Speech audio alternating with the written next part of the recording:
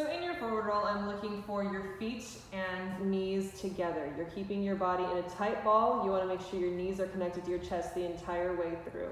She's going to demonstrate a forward roll.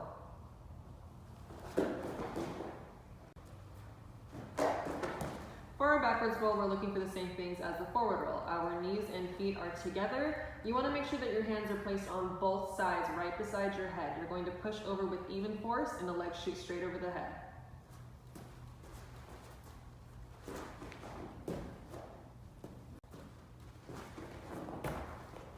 Our next skill is a back bend from the floor. She's just going to put her hands by both sides and press on up. In your back bend, you want to try to make sure your shoulders are nice and open like McKaylee's are. Go ahead and press backwards a little bit. Sink.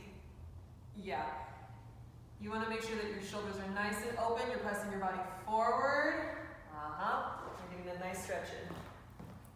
Next up, we have a back bend from standing. You want to make sure that your hands are by your ears the whole way through. Your hands lead down. You want to stretch up towards the ceiling and stretch all the way back until you reach the floor. You never want to crunch your back. Can you show us how to crunch your back? Boom, sinking. Do not sink. Go ahead and reach up towards the ceiling. Make a nice rainbow with your body. Look for the floor and back bend. Next, we have a back bend stand up. So the same thing. We go into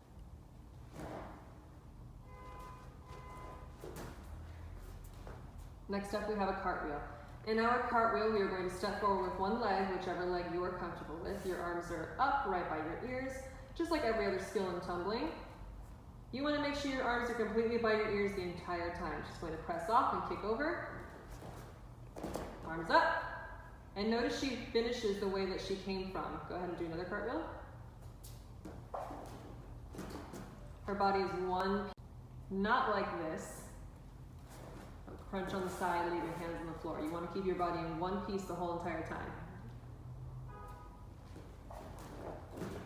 Nice and connected.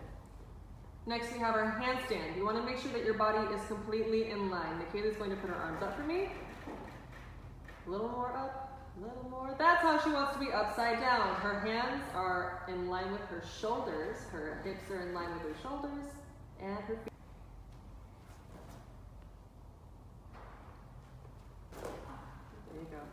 Next, we have our handstand front limber, and the same thing as a handstand. Our body is nice and tall. The only difference is we're going to pass through a back bend when we come out of it. She does her handstand, falls into a back bend, and then she stands up the same way as our back bend stand up. You want to make sure not to throw your body over. You want to make sure to hit a handstand right in between. So show us the incorrect way of just throwing your body over.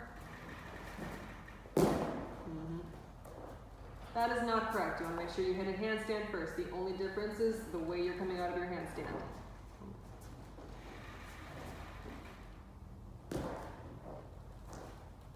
Next up, we have a round off. In our round off, it's exactly like our cartwheel, except we do a skill first called a cartwheel handstand hold. So she's going to demonstrate that for us first.